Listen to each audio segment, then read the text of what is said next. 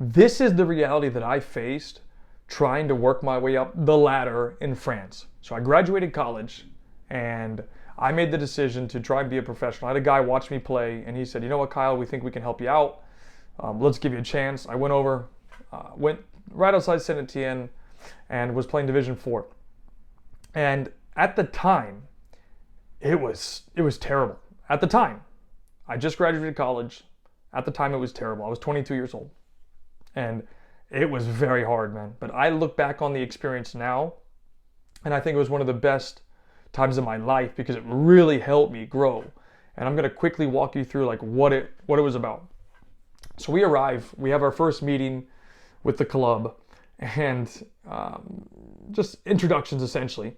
And then they take us to a school dorm. It's me and another American player. And it's a middle school dorm, by the way. And we had to live there for 2 weeks. And that was a shock to the system because me and a dude in a middle school dorm in France and a complete surrounding we're uncomfortable with, you don't know anything about. Okay, fine. At least we had a place to stay, food. We had some idea of what we're doing. Okay, cool. Did that for 2 weeks. Then they said, hey guys, you're moving. Okay. You know where we moved to? We moved to the club's training ground storage. Me and this other guy lived there for a week. 1 week. We slept in sleeping bags on the floor. This is our third week there, by the way. On the floor. And we still had to train every day. We still had to go do the gym every day. We still had to go eat meals every day. We had to do all these processes to just try and make our dream a reality. And, you know, we got paid. I'll break that down for you in a second, but I'm just trying to give you the reality of what it's actually like trying to work your way up through a system. Because I thought it was going to be all cupcakes and rainbows because that's what I was taught from youth soccer. Hey, you're going to have everything you want. And then I get there and I'm like, whoa, this is different. And to kind of summarize this to you, the second day, so the first day we arrive, we have the conversation. Second day we have our first session. And our first session, we do a warm-up and we go straight into a game. And the first game, it's an inter squad. The first game, I pick up a ball, guy comes sliding in on me. It's like my first touch of the game, by the way. Both cleats up like this, bam. It's actually one on top of the other like this, bam. Right into my shin. Completely shatters my shin guard. I'm rolling around on the ground like, yo, I'm dying, bro. Because I'm like, yo, my leg might be broken. Ultimately, it wasn't broken, thank God. But then the dude comes over to me. I'm like, okay, I'm getting up, right? And he's like, and I should say, I asked him, yo, what is your deal, bro? Obviously in French, I don't know how to say that now, but point is, back then.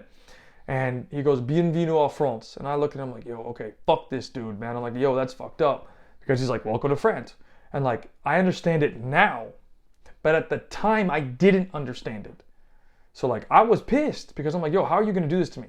And the reason why he did that is he felt threatened by me because he's fighting for the same thing that I wanted, to be a professional, full-time pro.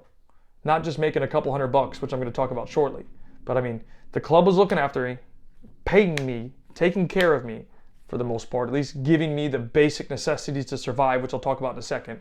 But like, the realities of trying to make it are not pretty. It's not all butterflies and rainbows. It's brutal, bro. And I'm going to continue with the story with this in terms of living arrangements. So after a week in the storage closet, you're like, it can't get much worse, right? And at least at the training facility, we were in town, like in the main part of town.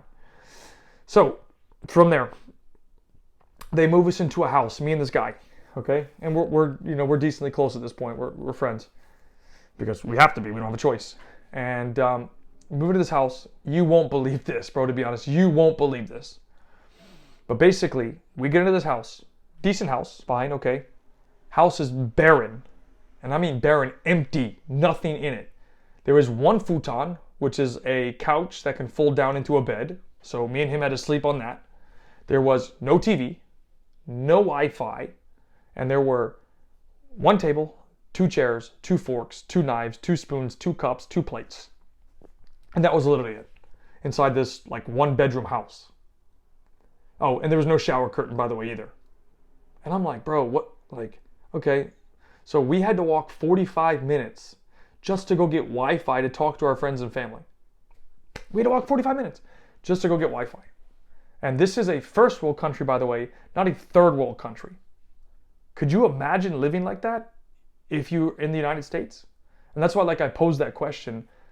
Parents, do you think your 12-year-old, your 13-year-old could survive living in another country or even in a hotel an hour away by themselves? Because, like, the realities of somebody that is not I'm going to say this again, is not a generational talent. I was not a generational talent.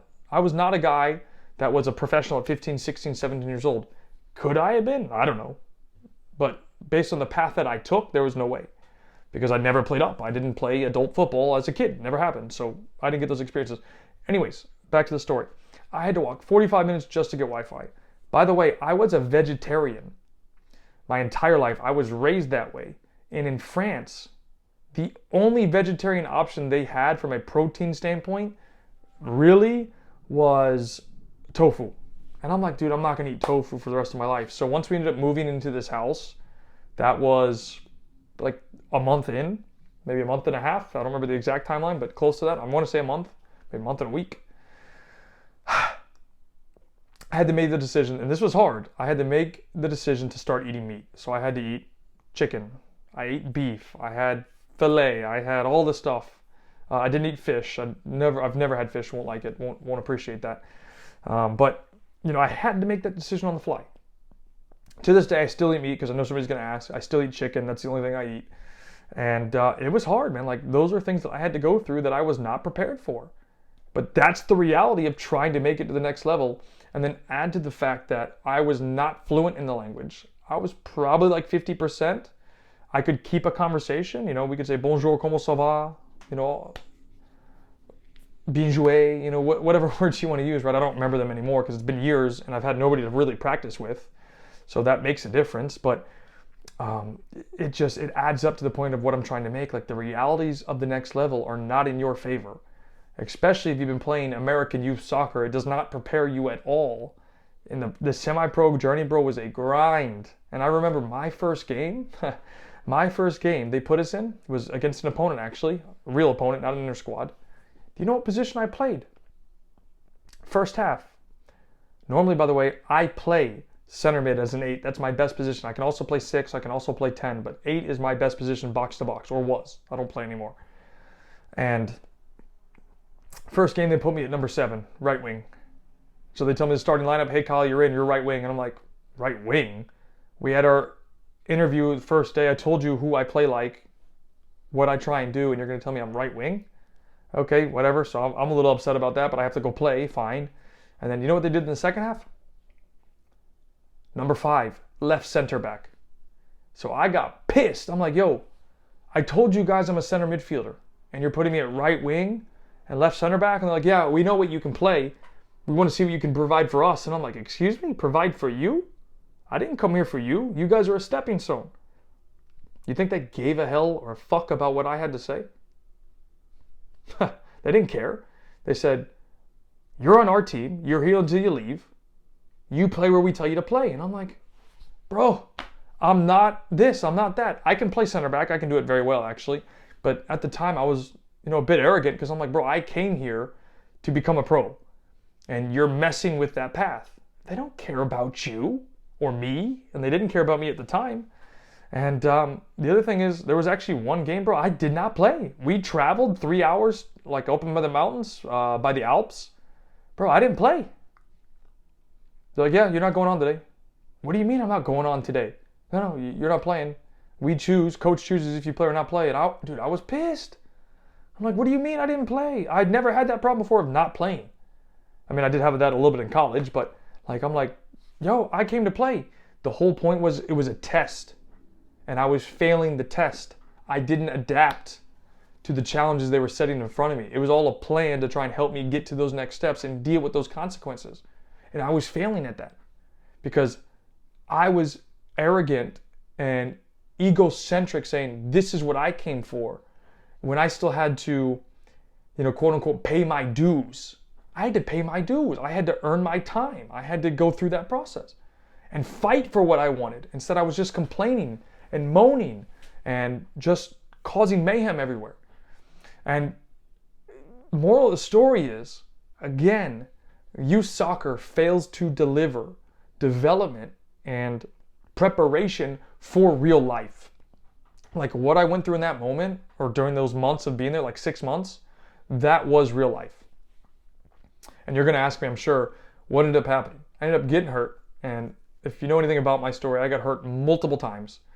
And I made the decision at that point. I'm like, dude, I'm done. I don't want to try and be a pro anymore. I want to go home and I want to rethink my life. So once I ended up getting hurt, did a bad strain to my calf. I was like a month out. Like, you know what, man? Time to go. Time to walk out of here. It's time to move on, figure out something else, maybe come back another time. But it was the decision that I made to walk out.